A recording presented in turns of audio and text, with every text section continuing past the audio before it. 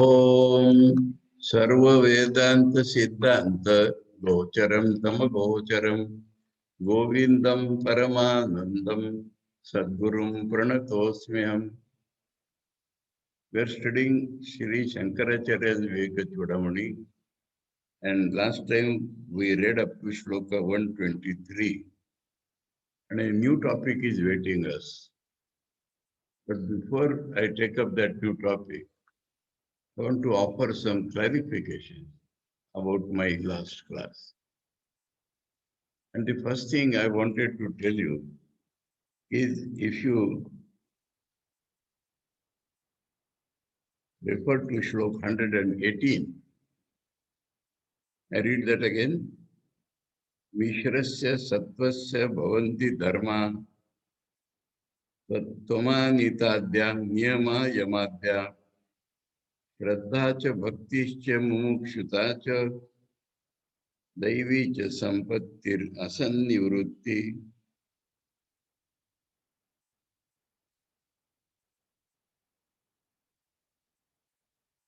So, Mishra Sattva, that means Sattva Gun, where the Rajagun Tamagun is present, but Sattva Gun is dominating over them. That is the Mishra Sattva. So what is the action of the Sattva Gun in such a case? And he said that the characteristics are Amanidadya, Amanitvam, etc. are the moral, psychological merits enumerated in Bhagavad Gita, starting from Amanitva.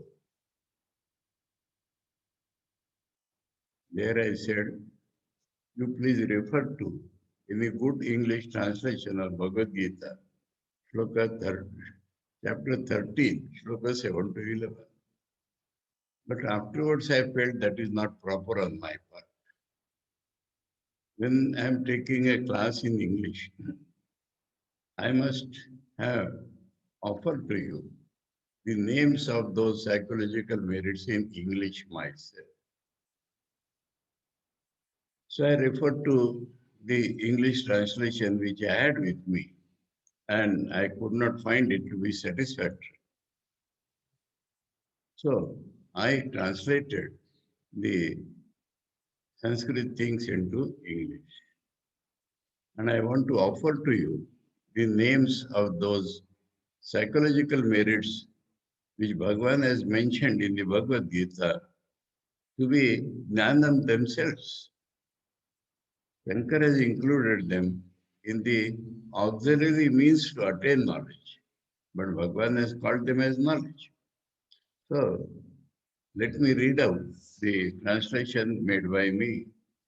And I told you that day that there are 20 merits.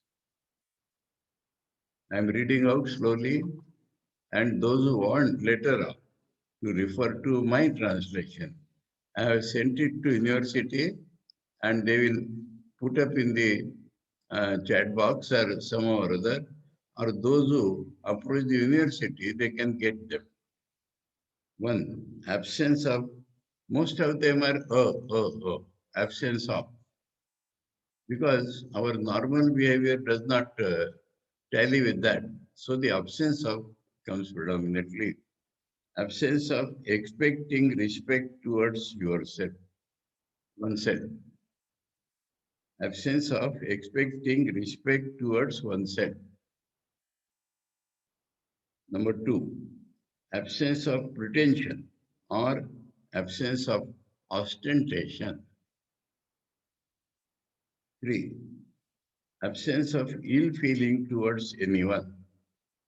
Ahimsa. Amanitvam, adambitvam, ahimsa.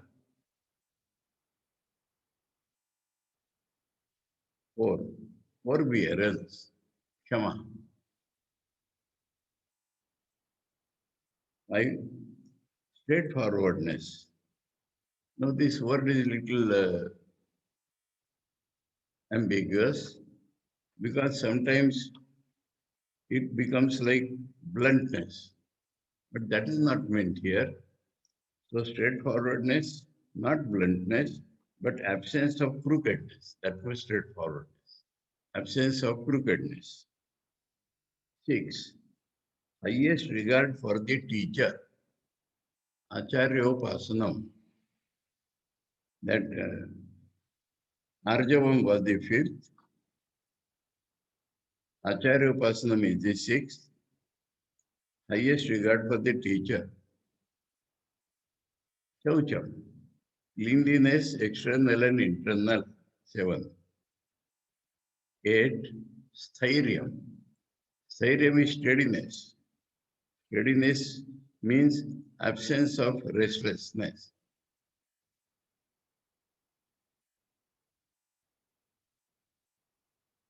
Then Yama, self-control.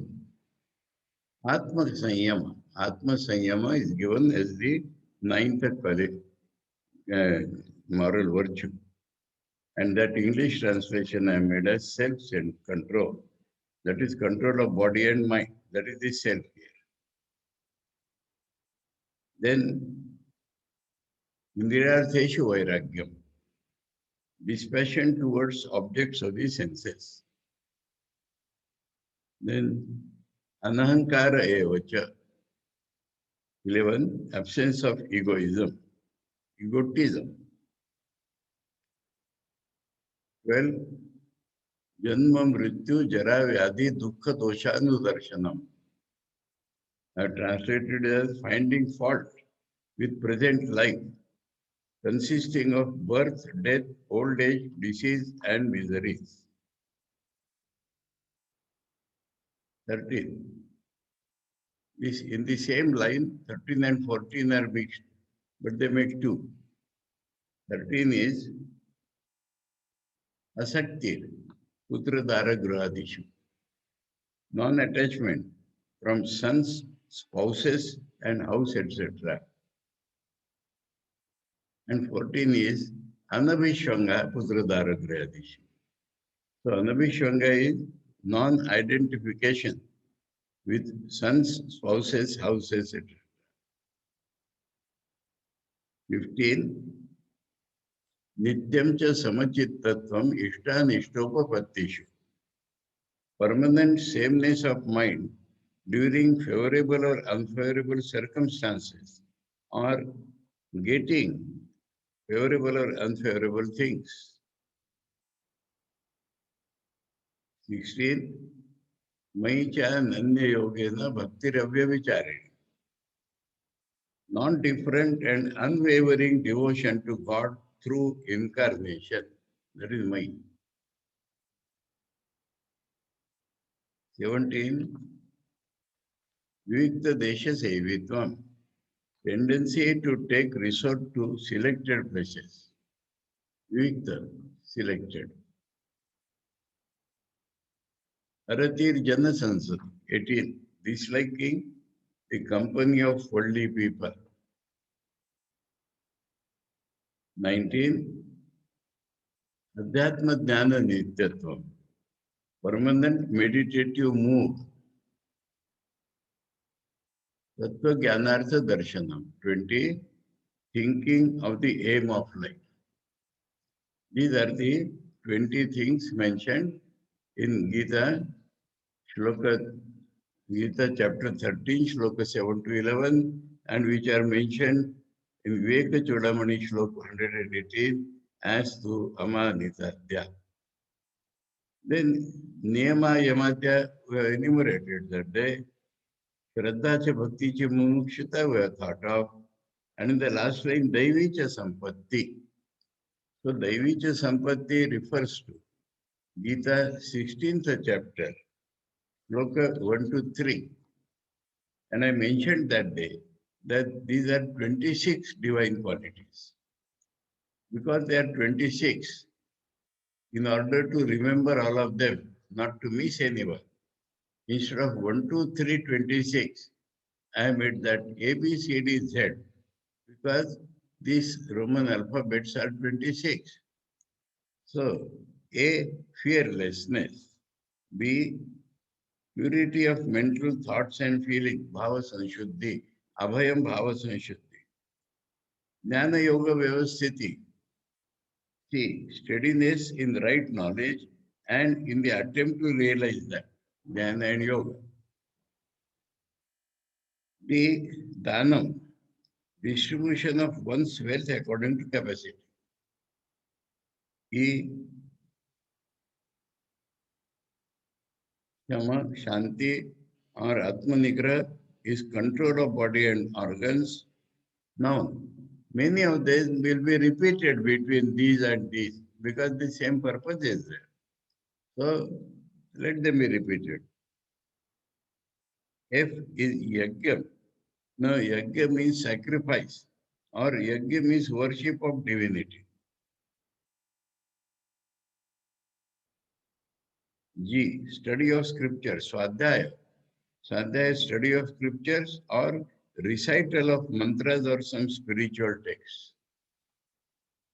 Now, he has put now on the site, you can see that. H, austerities. I, straightforwardness, same as before.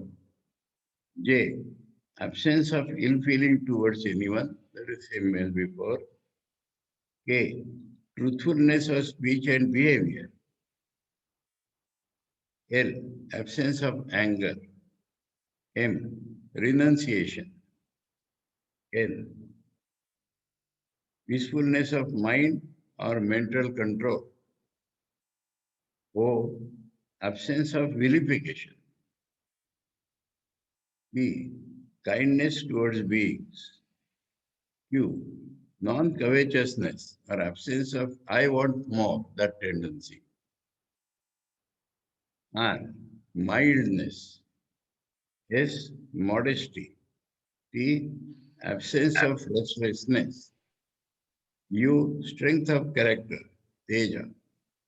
V, absence of reaction on being insulted or hit, that is the kshama or kshanti. W, tenacity. X, cleanliness. Y, absence of malice. Z, not expecting too much respect. So he has put it up there, I have read it. That was one point of clarification. There was another, though I had told them, but I want to make it more explicit there. The context going on was description of the Mula Maya or Avidya, which is at the root of this non-discrimination with the subtle body and the gross body. So that Mula Maya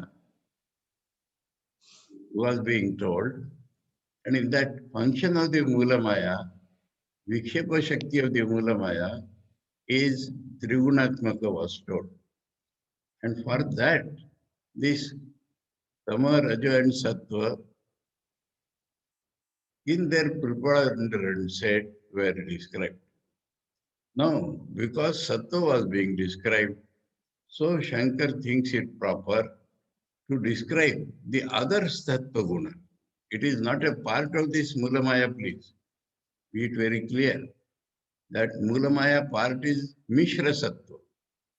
The other type of Sattva, which is like the Trigunatita, different meaning of that Sattva, Shuddha Sattva it is called, which belongs to God Himself, that by context, by association, was described in the 119 shloka.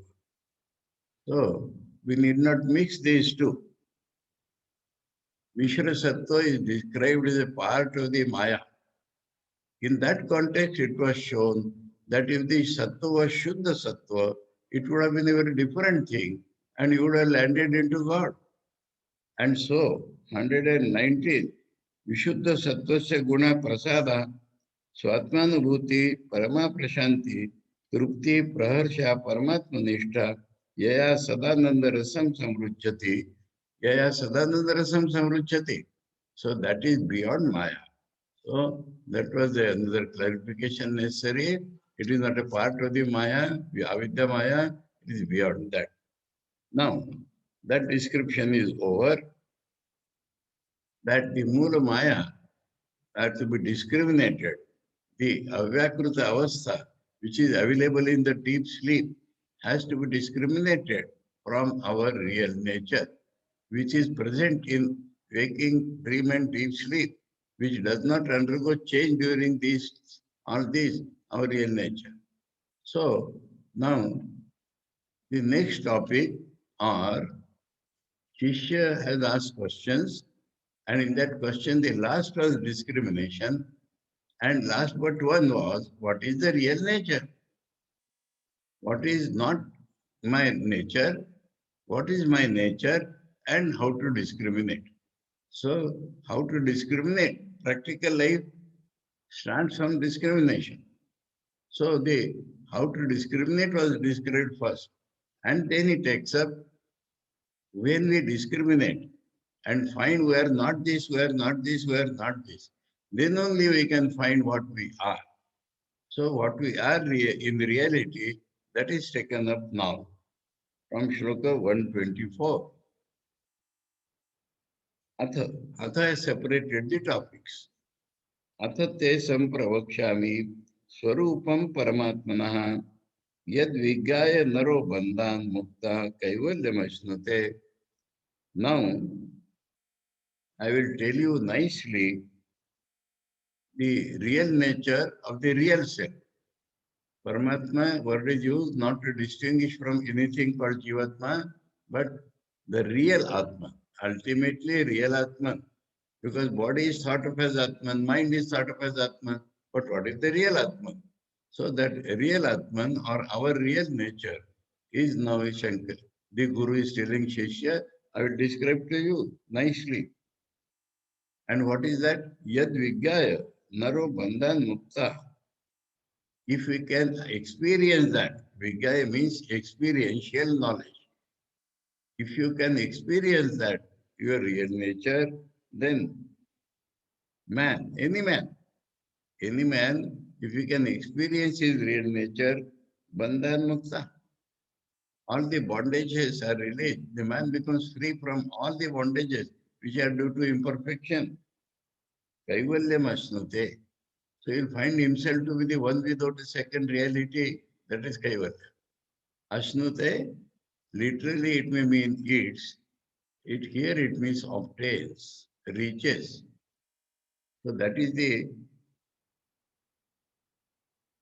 uh, real nature, and some more points about that real nature are necessary. So we proceed. Asti kashit swayam nityam aham pratyayalambanaha avasthatre sakshi san panchakosha vilakshanaha. So there is something. There is something does not mean ambiguity.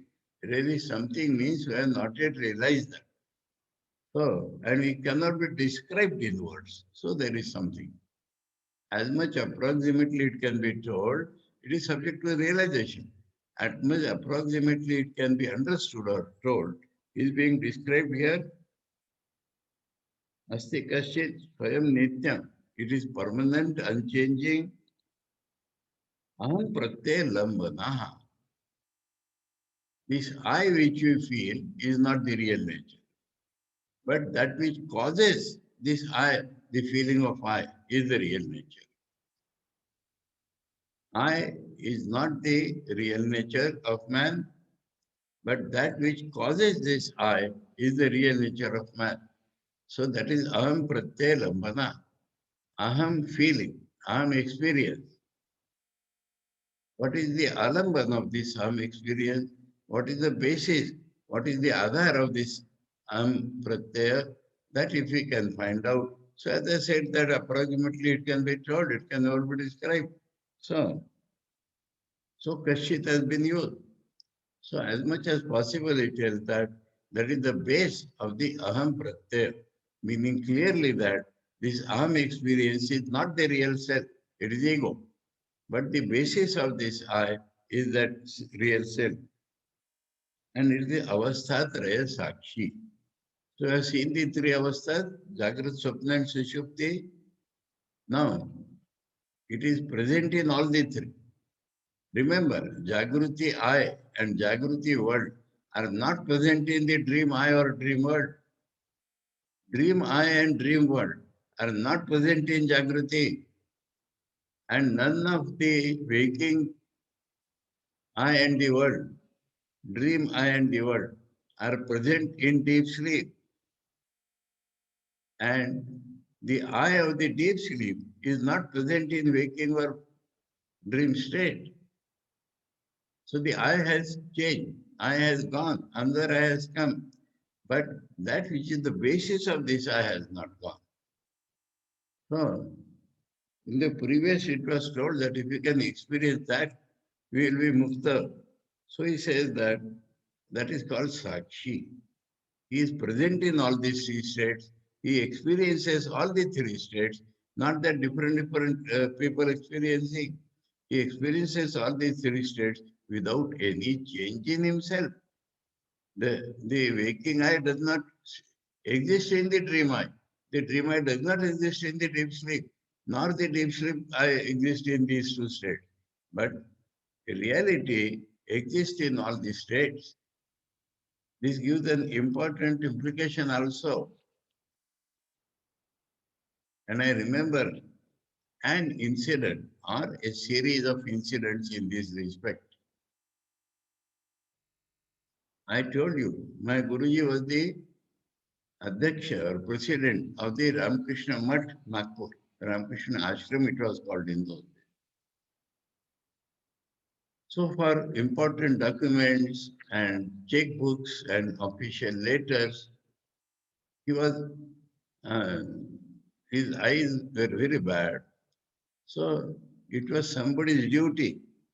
I remember it was my duty for some days to take that document to him. Before taking to him, we put a rubber stamp, President Ramakrishna Ashram Nagpur, and then give the pen in his hand and make the pen, the nib of the pen touch the paper, the place, and he would sign. That was the routine affair for many days. And every time he used to tell me, he must have told others also. Every time he used to tell me, remember, you have put a stamp president and you are taking my signature. But remember, even in dream, I cannot feel I am the president. Even in dream, I cannot feel I am the president. So from this I gather that the knowledge of a Brahmajna Purusha does not go away in dream. The knowledge persists in the dream. I am not the president. Mahapuruji is managing things through me. I am not the president. So this is knowledge. And this knowledge persists in the dream state. Conquer, infer easily that even it persists in the deep sleep, but we cannot point it out. But in the dream, we dream so many things. But in the dream also he said, I cannot feel that I am the president. So this shows what Shankar is telling, Avasthatraya Sakshi. Same person is in three states, same knowledge is carrying in those three states, and he is unchanged. Avasthatraya Sakshi son, being the Avasthatraya Sakshi, Panchakosha Vilakshana. Panchakosha Vilakshana, that means a man ordinarily, untrained mind, unevolved consciousness, necessarily feels I am this body, necessarily feels I am this body, unless he has evolved. So that is called Annamaya Atma. Self, myself, because I am this body, so this body is taken to be the self. But when the consciousness evolves and he understands that this is not myself, I am someone living in this body and using this body to do my works. So, what I am then? I am my Indriyas. I am equivalent to, or I am a personality consisting of ears, touch, eyes, mouth, nose, hands, feet, speech, the lower organs, this personality, vital personality I am. This body is like a house, staying where I am functioning. So that is for a little evolved man. And that is always he feels I am this. So that is called Pranamaya Kosh because vital functions. Pranamaya Atma, actually, I am that. But when we understand that I am not the body and I am living inside the body, then we call that body to be a kosha, a sheath only, where the sword is kept. And when we understand that I am not this vital personality, I am the mind which is using this vital personality, living in the gross body and doing my things. So then we call this vital personality also as a kosha, as a sheath. Who am I? I am the mental personality. I think, I feel, I imagine, I observe, I do this or that, I will. So, this is what I am. This all people do not feel. This is also some evolved consciousness which feels about this. And this is called Manomaya Atma. But when we understand that this is not myself, I am living, I am using this Manomaya Atma. I am living inside this Manomaya Atma, which again is living inside the vital Atma, which again living inside the Annamaya Atma. So all these Annamaya, vital and Manomaya become kosha, sheets. I am different from them. I am living in them. I am using them. I am not them. Then, when a man realizes this, actually, spiritual life starts from this point that a man realizes I am the I consciousness which I feel. I consciousness which I feel is my reality.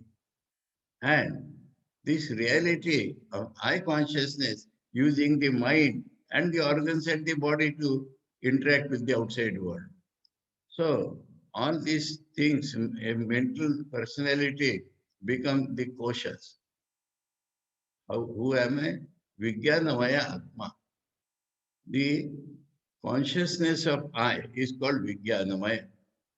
And this Vijnanamaya Atma, Vijnanamaya reality is what is my real nature. Then we understand this is not my real nature. This is just a reflection of my real nature. This I consciousness is not my real nature.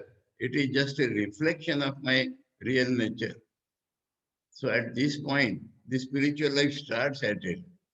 This I consciousness today is using the mind, the vital personality and the physical personality to interact with the outside world.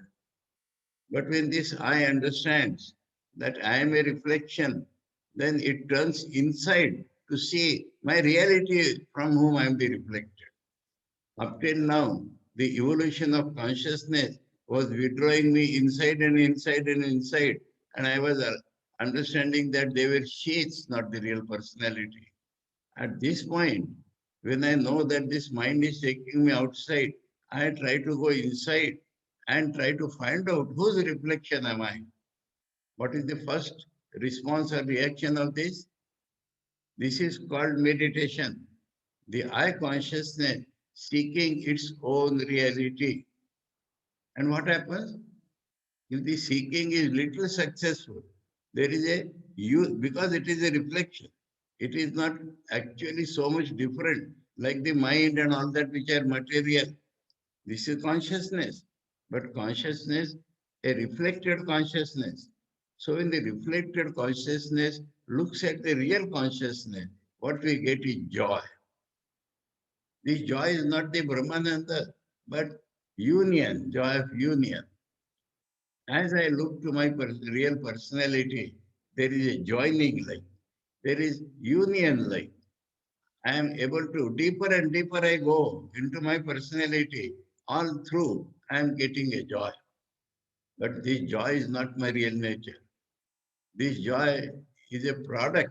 This joy I am enjoying, so that cannot be my real nature. In my real nature, there is no subject-object split. So, this is called the Anandamaya Atma, which is inside the Vijnanamaya Atma. Inside, in the sense, when the Vijnanamaya Atma is trying to look at its own real nature, the joy has come. And the joy is felt as I am the joy. But that is that inside this Vijnanamaya Atma, so Vijnanamaya Atma becomes Vijnanamaya Kosha, a sheath, this I consciousness. And the Anandamaya Atma, now we don't have to go inside, huh? We don't have to go inside like other sheaths. But it is a sheath. The basis of the sheath is Brahma. The basis of the sheath is my reality. The nature of my reality is bliss. If I reach that, I do not remain separately. I is Vijnanamaya Kosha. The union between I and Kosha. And the bedrock of this Anandamaya Kosha is my own reality, Ananda Swarupa. There I do not enjoy my Ananda, there I become that Ananda. So that is different from the Anandamaya Kosha, but not like other thing that I am going inside. I am going at the bedrock of the source of that Ananda. So this is Pancha Kosha Vilakshana. The characteristics of this Panchakosha, characteristics of Annamaya Kosha is very easily destructible. Comparatively, the vital forces are less easily destructible. The mental sheath is also little less easily destructible. Even this I consciousness gets changed and destroyed, and even the bliss goes away. But the real bliss will not go. So, Panchakosha Vilakshana, we understood today why it is called kosha. Some people think that it is Acharya's Vachana, not Shruti. I found in some Upanishad it is called kosha. And it is very evident. When I know that I am not that, then and I am living in that. So it becomes a sheath, like the sword in a sheath. That is why it was called kosha. And my real nature is beyond this, different from all the panchakoshas. And that is why even the Aham Brahmasmi joy has to be transcended. And you have to become Brahman, not that I am Brahman, not these two. So this union and identity, even we become identical with our real nature, then all the bondages have gone.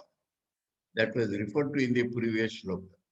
So this is the real nature. As much could be described, he has described.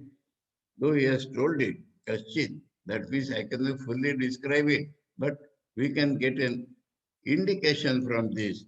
If you follow this line of thinking, we may reach the reality. That is the Lakshana Sambandha. Yo Vijanati Sakalam, Jagrat Swapna Sushuptishu, Buddhi Tadvrutti Sadbhavam, Abhavam Ahamityayam.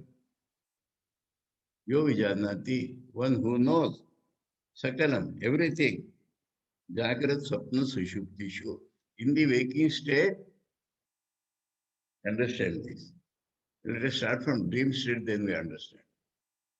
In the dream state, I am eating a mango. Now this I is made up by my mind. As much as the mango is made by my mind.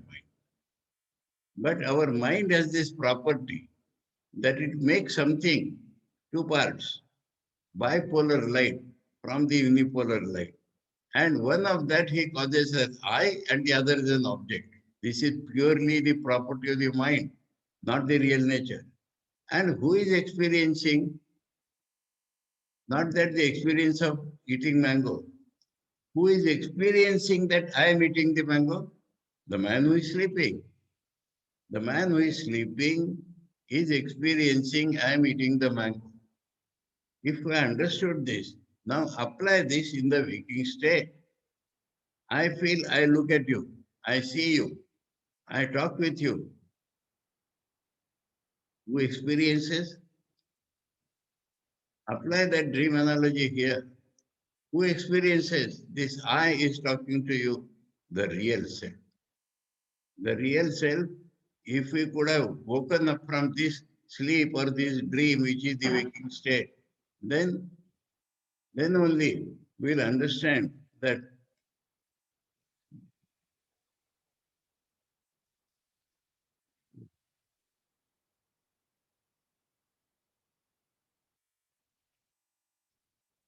oh, so this who is experience? I am eating a mango. The person who is different from them, sleeping on the cot, he is experiencing I am eating the mango. So in the waking state, I am talking to you who is experiencing this, not this I. Not this I. I am experiencing talking to you. Please analyze. I am experiencing talking to you. But I am talking to you who is experiencing. Who is experiencing, I am talking to you. Just like who is experiencing, I am eating the mango. My reality only. My real nature only is experiencing, I am talking to you. So, yo vijanati sakalam jagrat swapna sushuptishu. Sakalam, all parts. Sakalam does not only mean all. Sakalam means all parts. And there are three parts in our experience. I, object, and relation between them. This Sakala means all these three parts. Who is experiencing? Not any one of these three parts. The separate I, the separate reality is experiencing these three parts in Jagruti. And now the Swapna, who is experiencing, that very reality is experiencing that I am eating a mango. And then in deep sleep, who is experiencing what? I knew nothing. I slept happily. So I'm experiencing happiness there. I'm experiencing knowledge there. There is no object of knowledge there. I'm not using my indriyas, I'm not using my mind, but I'm experiencing joy. Who is experiencing that I'm experiencing joy? Not the I who has slept, but the I which is present in all the three states, my real nature which is present in all these three states, experiences all the three parts in all the three states. This you have to very clearly understand as much as possible. The real nature is being depicted by Shankaracharya here. And so, first he has told Panchakosha Vilakshana, and now he is telling that yeah, Vijanati experiences. Wherever this weak word comes, take it to be not like people think Vishesha Jnana. Vishesha Jnana in the sense experiential knowledge. That is called Vijnana. So, yo Vijanati Sakalam, he who experiences all the parts in Jagrat, Swapna and Sushupti, something more he experiences. Buddhi, Buddhi is not the uh, Tarkika Buddhi which we feel, that is included in the mind. Buddhi itself means this Nishyatmika I consciousness. This I consciousness itself is called Buddhi because Buddhi Guha, Hriday Guha, they are identified. Buddhi, I consciousness, who is experiencing the reality of this I consciousness. Then Buddhi is Vritti. These are the Buddhi Vrittis. I am experiencing this, I am talking to you. All these are the Buddhi Vrittis. Who is experiencing the Buddhi Vrittis? The reality. So the reality is experiencing all the parts of all the three states. Further is elucidated by telling it experiences buddhi, it experiences buddhi vritti, sadbhavam, the very fact that I exist. The very fact that I exist, who experiences my real nature? Abhavam. And that in samadhi, that I goes away. Who experiences that I am not there? My real nature. When I am there, my real nature experiences I am there. When I am not there in samadhi, the real nature experiences that I am not there. Sadbhavam, abhavam, aham iti ayam. Now, what is the type of experience? Not that some object. I am that. I am that which is experiencing all this. I am that which is experiencing I. I am that which is experiencing absence of I. So that is Ahamiti I am. That is the meaning of Ahamiti. I am that. I am this. I am this. I am that. That is the experiencer experienced in this way. The reality is experienced as my real I. यह पश्यति स्वयं सर्वं यम न पश्यति कश्चन यश्च तेति बुद्ध्यादि न तद्यं चेतयति अयम् यह पश्यति स्वयं सर्वं everything is seen by him yam na pashyati kaschana anybody it does not exist other than him so long as there is this aham brahmasmi vritti we are not perceived him fully. Though in the previous mantra it was shloka, it was described as I am that. That is only the description. So long as I am an experiencer, the reality has not been experienced. Nobody can experience the reality, then what will do? We become that reality. It is not experiencing that reality as an object. Nobody can experience the reality as an object, but we'll experience it as my own reality. That type of experience is beyond this I. So he experiences everything. Him, nobody experiences. That means him cannot be made as an object of experience, though it can be realized as identical. Yes, cheta iti buddhati. Another thing, how my buddhi works from a borrowed consciousness. How this I consciousness works, it's a reflection. So the I consciousness, my buddhi, my mind, adi, buddhi adi, everything is illumined, is chetayati, is inspired by him. He gives the prerana, he is enlightening them, and then they experience others. It appears that my eyes are seeing something. No, the seer is he, but he percolates in my buddhi. He percolates in my mind. He percolates in my indriyas. He percolates in my body, and then I see objects. So, Chetayati is like he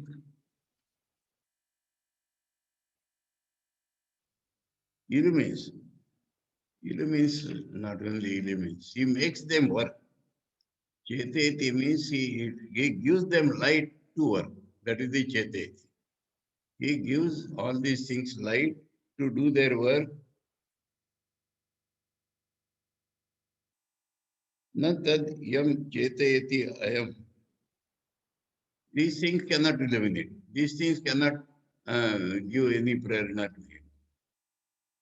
So all our parts of the personality cannot illumine the self. The self illumines all our parts. Self makes all our parts of the body work. Parts of the body cannot make the self work. So in this way only, the real nature is being described as much as possible.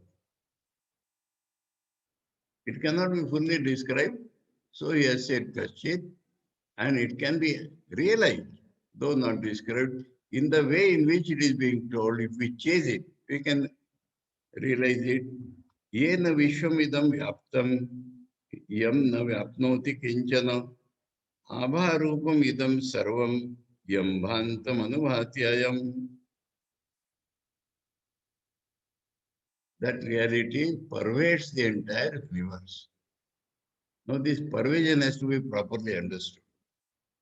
Our idea of pervasion is very gross in general. When we say that the God pervades the universe, it appears there is something called universe and God is pervading that. This is a very faulty idea. Like air in the balloon. If air is in the balloon, if you take out the air, that rubber remains. If God is pervading the universe, then universe is like a container, God is a container. So pervasion is not like this. Another fault is that when we say God is present in everybody, God is not made into pieces to be present in you and me and so and so and so. God is akhanda always. So these are faulty imaginations of pervasion. For the real imagination, I give an illustration. Where from I got this? Ramakrishna, when Swami Vivekananda first realized the importance of Shakti or mother, he asked Sri Ramakrishna to teach him a song on mother. And Sri Ramakrishna taught him the song. What song? Tara song. And Tara song, there is a line. Tumi sakar akar nirakara. Tumi sakar akar nirakara. Now, the example is water in a wave. A wave has arisen, so wave is a shape, akar, and water with that shape is sakar. But if you take away the water, the shape will not remain. Not like if you take away the air, the rubber of the balloon remains. When we say God is present in everything, we imagine God will taken away that everything will remain. But from the water wave, if we take away water, even the shape will not remain. So what was that shape? Water only. That is akar. Your sakar means you are the water with that shape.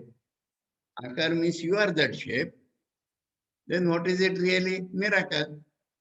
You have no akar because you are that akar, you are with the akar. So actually water has no particular akar. So, yam na vyapnoti kashana. He pervades everything. Nobody can pervade him.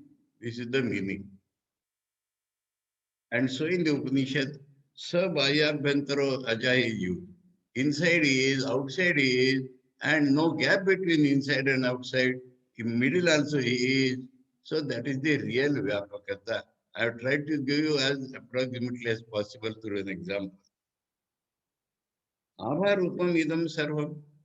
Now within this world we find certain things. Our light, like the sun, like the moon, like the stars, like the fire, like the lightning, like our tube lights. So they seem to be having a light. Abha rupam idam sarva. Whatever we perceive as containing light, yam bhantam anubhatya. Because he is of the nature of supreme light, not only physical, he is of the nature of the consciousness, he is of the nature of the light supreme. So these people appear to have light. These lighted things, these things which appear to have light, appear so only because he is full of light. He is made of light, he is made of the light of consciousness, and that is how he is all pervading also. यस्य सन्निधि मात्रेण देहेन्द्रिय मनोधिया विषयेषु स्वकीयेषु वर्तन्ते प्रेरिता इव. We have seen that in the last shloka itself. Nearest to our real nature is our buddhi, mind, indriyas. All these things are nearest to our real nature. Nearest is high consciousness. Then it thinks. Then there is a mind. There is indriyas. So this is the nearest thing. And because of nearness to him, Deha Indriya Manabuddhi Visheshu Swakiyeshu Vartante. The Buddhi thinks that I shall do this because it is in proximity with the real nature. The mind functions in so many ways because of its proximity with buddhi, which is near the real nature. The Indriyas work only because of their proximity to mind, which is proximity to buddhi, which is proximity to Atman. So Atman's light percolates and makes them work. Prerita Eva, as if they have been inspired by him, as if he has asked them to do, he has not asked them. But because of his nearness only they act. So, as if he has asked them, like that, we have to, this is this is called inductive logic. That means, because we see these things are acting, we know that there is an Atman. If we assume there is an Atman, then we can explain why these things are acting. So, this is how to catch that our real nature. Shankar is trying in every way. Prerita Swakiyeshu Vishayeshu. Mind has its own objects of thought, Indriyas have their own objects, Buddhi has its own object, I consciousness has its own object. So this is how they go to their own objects due to the consciousness of the light, the inspiration received from him. Ahankaradi dehanta vishayasya sukhadaya vedyante ghatavadyena nitya bodha swarupina.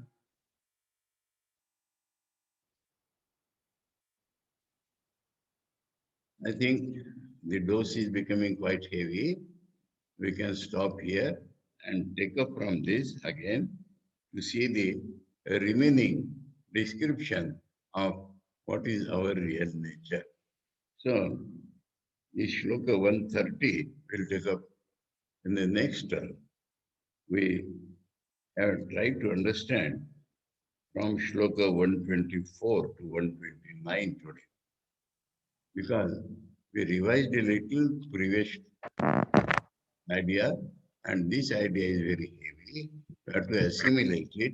So, let us stop at this shloka 129 today. We shall take up from shloka 130 in our next term.